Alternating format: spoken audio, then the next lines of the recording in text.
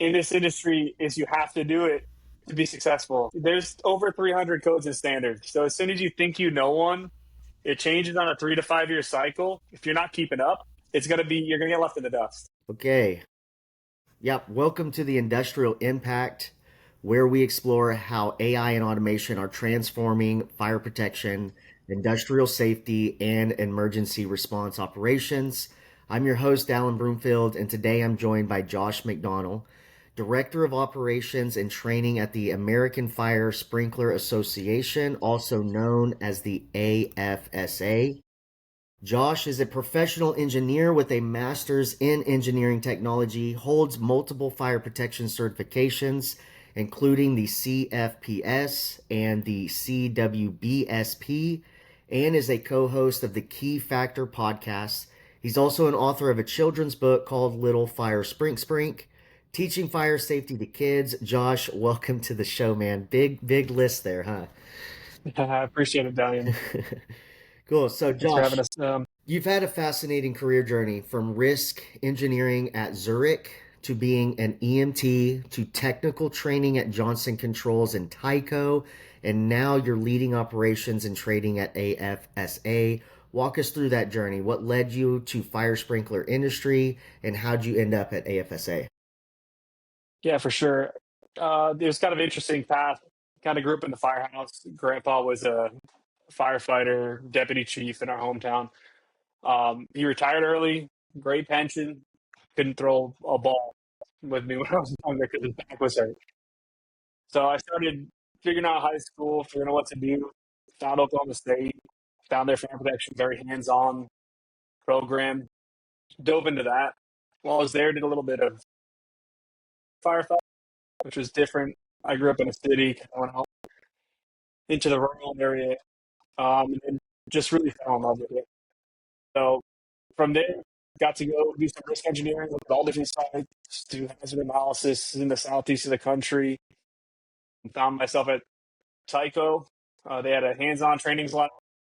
Hands-on training was a huge part of my growth in my career.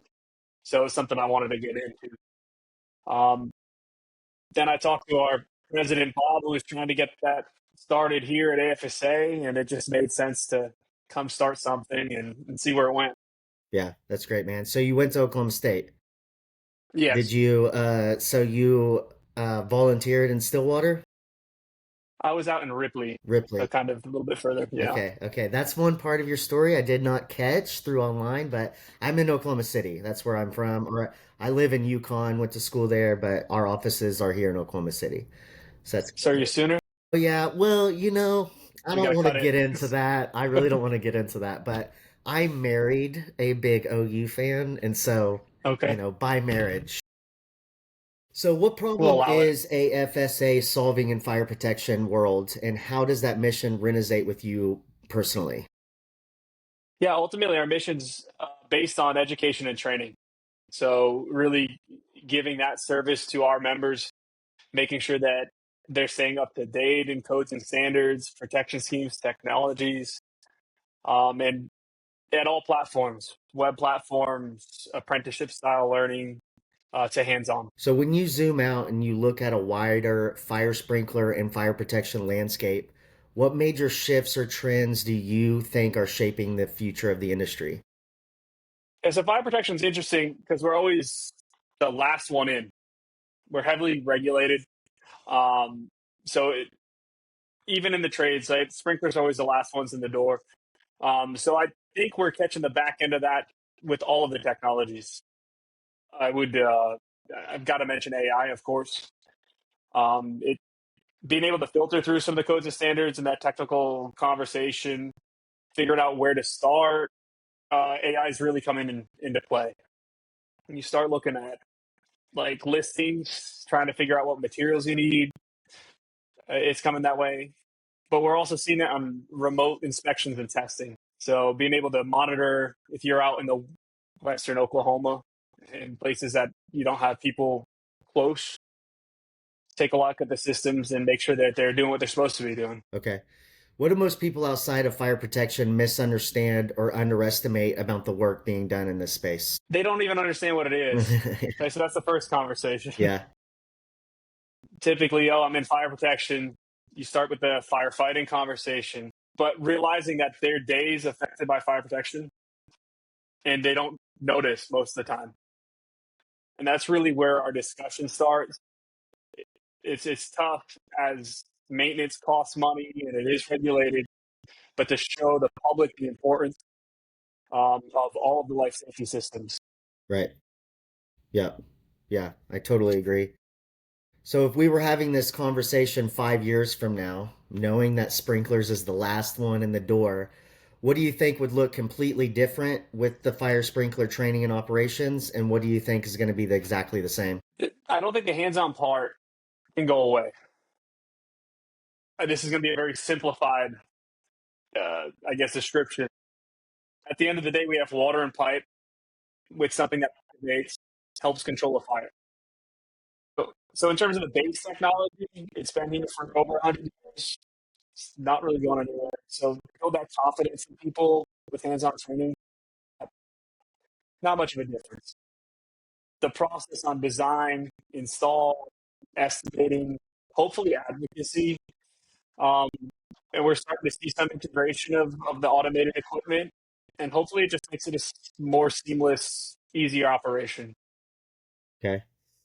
So tell me a little bit more about the automations that that you guys have right now. It's really not much when you look at our industry compared to others, but we're starting to see things like drains that are left out in the cold that need to be checked, um, with heaters and remote monitors that'll let you know when they fill with water so they don't freeze in a freeze condition.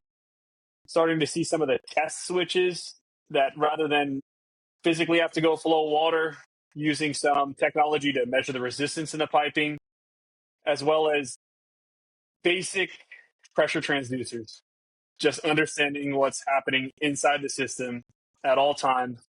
When things go wrong, looking at the temperature in that area, figuring out what the issue is. Okay, that's good. So where do you see the biggest opportunities for innovation or impact within fire protection right now, especially when it comes to the training, technology, and of course, AI? That's going to be interesting.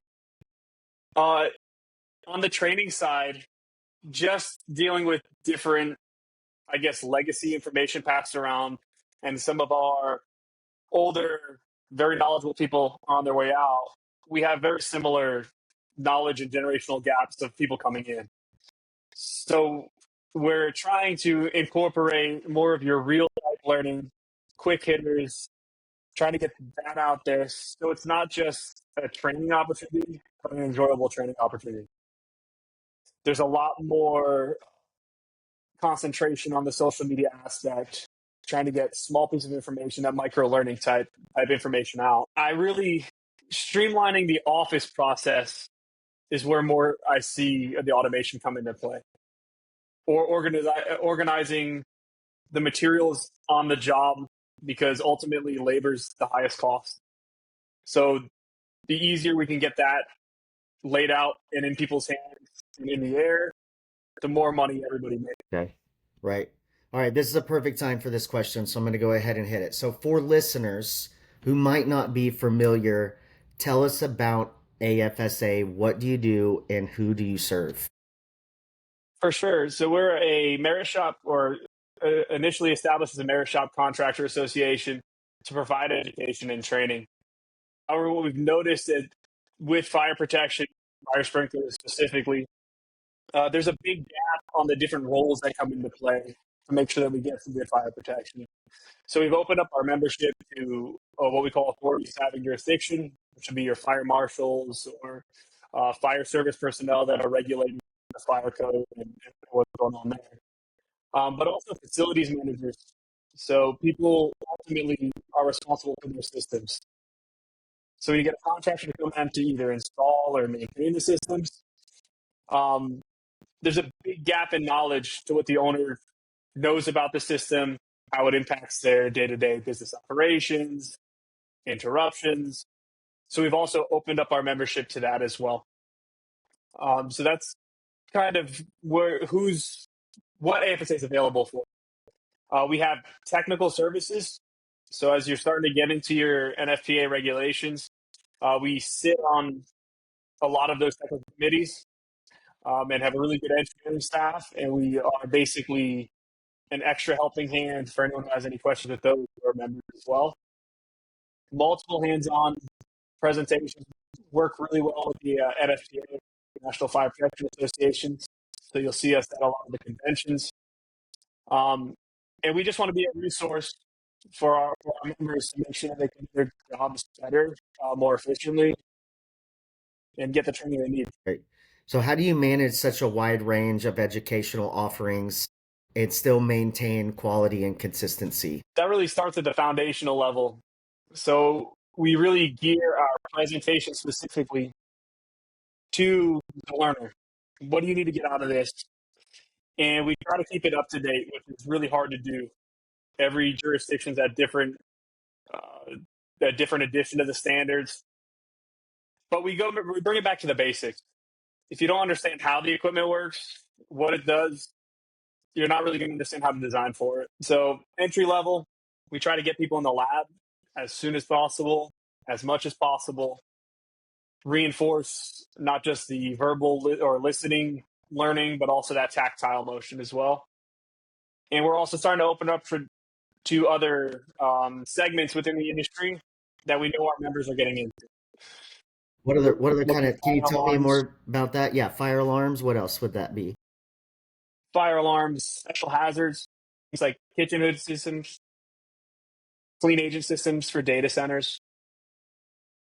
They all interact together. So we're a sprinkler association, but if you need to maintain that, why can't you also maintain extinguishers? Right. Okay. And is all of this done online or is it just in-house? Yeah, we have a combination learning. So if you're trying to maintain CEUs or trying to learn something new, we have a lot of 1 hour to 2 hour online sessions, self-paced. Uh, and some of our long-term classes are hybrid. So there'll be some webinars throughout the month. Then you come in person, tie that stuff together. And then we have 2 to 5 day hands-on training classes in person. Okay. So can you share a real example of how AFSA's training programs have transformed a contractor's business or helped someone advance their career in fire sprinkler industry? For sure, our industry is very certification driven. So each jurisdiction has different certifications you need, different licenses, and it's constant. You can't just pick one example, but designers come through our course who are looking to get that next step, get to the next level of their NICET training or their NFPA certification, and they just need a little bit of help to get around the corner. So they come through our classes. We break it down very simply, that I'm comfortable with the book, how it's laid out, and we have a very high success rate with people going back to the certification tests, following our classes, and getting what they need done, which helps the business. Right? You're getting quality people, knowing what they're doing, more certifications, more outreach. It helps everybody. Right. And you said you brought up the word jurisdictions. So we're not just talking about the state of Texas. We're talking about For all sure. over the United States. There's different certifications that are required, and you guys have those trainings there. We do. We have all of our training courses, go back a question, are there to teach you your job, build confidence, but are built around those certification tests. So you're getting some of that information. You said nationally, we're actually working into Latin America as well to try to get a associate chapter set up there. And I expect with our growth for us to look, there's a lot of needed overseas. Where would you go first if you were going to As expand? a dream, Yeah. you'll notice that the Middle East and Asia, they're kind of spotty with a lot of their regulations and requirements, and they don't have a lot of standardization. So there's a real big need to help out Middle East and Asia. Yeah. Okay. Yeah, that's good. So I what's mean, Fiji would be Fiji? great. Okay. Yeah. Yeah, to me, they just have to be good English speaking countries, right? Because that's a tough one taking English training material and then trying to do it in a different language. I don't know. It'd be tough for me anyways. Just translating to Spanish, which is something that we're doing here Yeah. stateside, is very difficult, Yeah, I would imagine. especially in the trades. There's niche words that don't necessarily fit the meanings of multiple different dialects of Spanish. Right.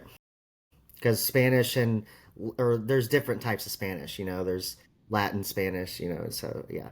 Okay, so what's been one of your proudest moments so far, whether it's the program launch, student success story, or an industry impact that you've seen firsthand? I love the moment when I'm in front of a class, when I get to teach. Right? We're doing a lot.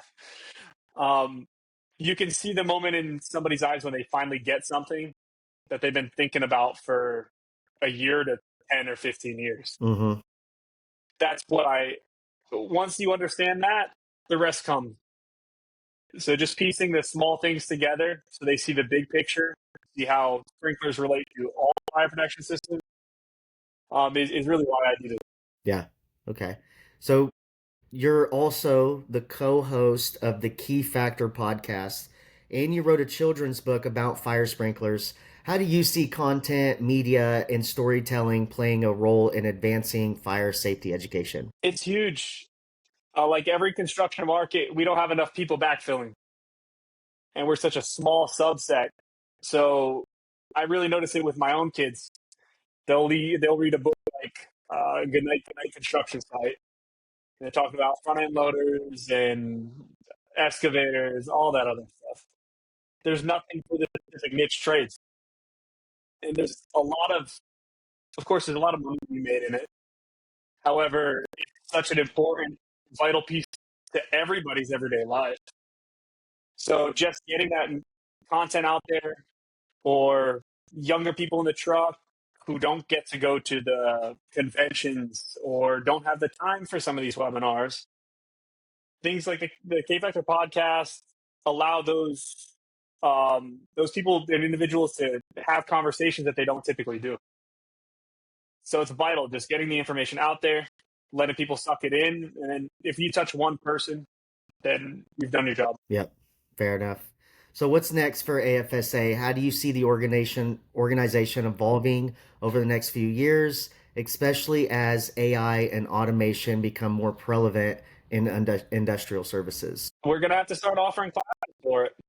Right? We're gonna have to start integrating it. I'm of a generation where, we weren't supposed to have a cell phone in high school, but we did.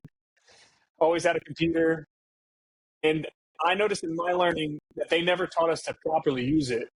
It was more like, use this book to get your information, and maybe one source from the internet. So you either jump on or you get lost. So that's the biggest thing with AI. We're gonna have to change our classes. We're gonna have to incorporate it, and also see how our members are utilizing it, so we can make them more efficient. Yeah, that's good. That's good. So ASFA serves thousands of contractors, designers, and AHJs across the country. What does growth look like for AFSA over the next 12 months? Are you focused on expanding memberships, launching new programs, or is it something else? It's a little bit of all, kind of unique.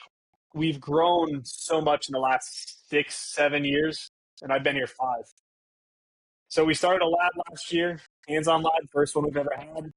We're looking to open up kind of an addition for that alarm lab special hazards, which means that we're going to have to update and upgrade and add new programs, as well as extend that membership.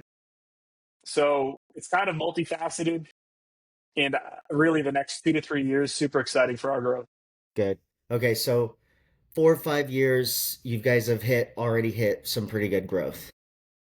What channels are working best for reaching new members and getting contractors engaged with your training programs? It's really interesting being in this industry, I guess 10 years now. Still nothing goes further than word of mouth. So we have these programs, and we're good at what we do. People know we're good at what we do. But until we get people in and they start talking about it, then we start seeing 3 or 4 from that. So social media with our lab's been fantastic. Really getting out there and people saying, oh, wow, this looks like exactly what we needed, and giving it a shot. But we're an old school industry in the sense that people are leery of the new things coming in. So word of mouth has really been successful. Yep. Is there any other besides word of mouth and social media? It Not really. Yes, there's a lot of social media, and we have a good marketing campaigns. And other things that I guess we do is we're starting to do we've started to do technical tech tips Tuesdays, which are just quick snippets that are getting out there. That's through social media, but we're also filtered through our engineering questions, and emails working very well. So once a week, you get a new information come through, not just marketing, and you get good information, and then you start to dive into other things that you need to learn and figure out, and that's how we get people. So what's been the toughest part of getting fire sprinkler contractors to invest in the ongoing training and professional development, especially smaller companies that might be a little stretched thin? Yeah, that's tough because it seems like when people have time, they don't have the money. But when people have the money, they never have the time. That's really a struggle. The other struggle is getting people confident enough to want to do these certifications and these extra things. Taking tests is a pain, especially when you've been out in the field for, I don't know, 10, 15, 20 years. So just showing them the importance of getting that small piece of information that makes them better at their jobs, that kind of leads them to understand that they need to invest. But we also take our convention and expo across the country, and we change locations, whether it's Central, East Coast, West Coast. So hopefully over the next 2 to 3 years, they can find time because it's in a convenient location for them. We also take our seminars out on the road as well. Right. So you guys host seminars and conventions once a year? Once a year, our seminars are done throughout the year at different chapter locations or member locations. Okay. Yeah. So has there been any bottlenecks that you're experiencing around membership acquisition, program enrollment, or scaling your training operations? Scaling operations has been an interesting one. I'm a technical person. So on the membership side, I know there's bottlenecks, but I'm not as involved. But the facilities managers, getting them to realize that they need to invest the time and money to come know what their systems are they're building is really tough conversation to have. They see deficiency reports, they know their sprinkler needs to be upgraded, they just see a lot of dollar signs.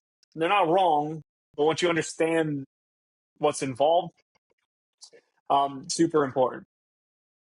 Scaling our operations and getting the training increased and getting new labs on board, we're going into a territory we've never been.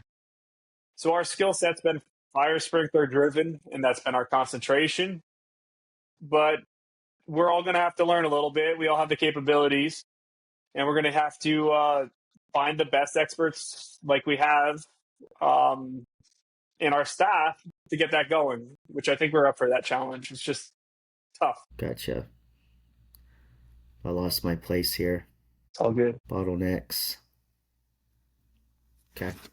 As an organization innovating in fire protection education, what are your top priorities this quarter, just this quarter alone? Well, you make it. We're right at the end of the year. Yeah, right at the end of the year. Top priorities. Mine alone is I know that I need to get more fire alarm experience. I've got the knowledge. I just need to start playing in the lab, putting it together. I need training myself. This quarter, really start hitting our facilities managers and getting them in our doors to realize how valuable this service is to them, as well as we've noticed a lot of our members coming back to recurring training and just making sure that we have an open schedule enough with our current resources to get them the services that they need. Right. Okay. So where do you see the biggest opportunity or risk when it comes to helping fire sprinkler contractors scale their business and stay competitive? The biggest opportunity is getting into these other segments. A lot of them do really good sprinkler work. They'll realize that they have the skill set and knowledge on their own team to maybe take on another segment without a lot of extra. That's a huge opportunity for our contractors. Expanding their knowledge other than sprinklers, going into alarms. Tell me some more other than just the alarms. So you have special hazard systems. Well, we'll start kind of at the base. There's 4 major types of fire sprinkler systems. You have a wet and a dry type system. that's what you're going to see 80% of the time. When you start protecting something that's a very high valuable asset, and you want to make sure that water doesn't go down unless there's a fire, we get into pre-action and deluge, which we can do now, but a little more complex. Start to incorporate alarm systems as activation systems. And it's typically a really scary place to be in because you're going to be responsible for something that protects something that's multi-million-dollar, and you want to make sure nothing goes wrong. So with that asset protection, there's also things like clean agent systems that are asset protection, which are either pre-engineered or engineered deluge or full dump type systems that are meant to protect that asset after the fire as well and not have as much damage with water going on it, like a data center or cloud storage. And then the integration of all that. Emergency lights, fire doors, fire stopping, extinguishers that everyone ignores until there's a fire and then it doesn't work and then they're complaining about it. But those are the other segments. Oh, foam. Even though it's not a good conversation right now with the status of foam, those systems are there. And people need to be able to maintain them or design for them. Great. Okay. This one's we're getting close to the end. We're getting close to the wrap up, so I'll let you know. This one's a good one. So for fire sprinkler contractors or fire protection business leaders that are listening, what advice would you give them about investing in training, staying ahead of the industry changes, and positioning their company for long-term success? That's a really good question. The biggest thing in this industry is you have to do it to be successful.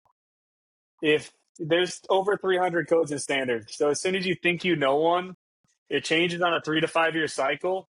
If you're not keeping up, you're going to get left in the dust. There's a lot of good people working or keeping up with things. And you also always need tools in the toolbox. So keep up with it, stay up with it. Don't be afraid to invest in yourself. It makes your employment conversation easy when you say, hey, I was able to read through NFPA 25 on my own and figure this out. And it's super important. You get to help people on a regular day basis. You're not the firefighter with the hose, which is a lot of fun. But it's good to know that you're helping somebody out and keeping up to date. Good. Good answer, man. Okay, so where can people learn more about AFSA, explore your training programs, or connect with you directly? For sure. So firesprinkler.org is the best starting point.